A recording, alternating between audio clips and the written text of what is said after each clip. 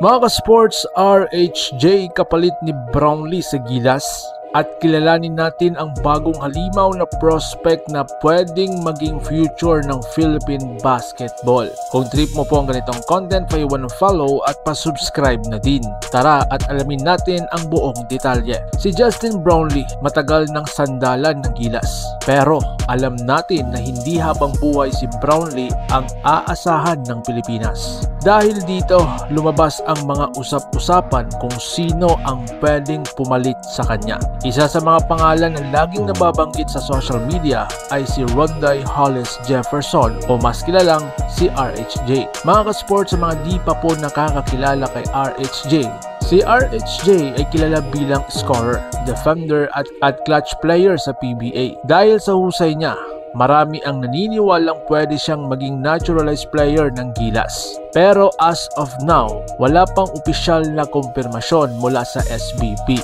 Speculation pa lamang ito kung siya nga ba ang magiging susunod kay Brownlee. Habang may issue sa naturalized players, may isang bagong prospect na tinatawag na halimaw.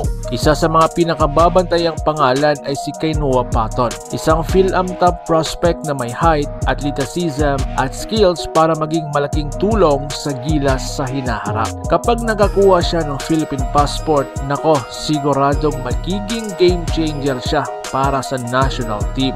Mga ka-sports, kung si RHJ ba talaga ang kapalit ni Brownlee o kung ang bagong henerasyon na gaya ni Kainoa Patton ang magdadala ng Gilas sa future.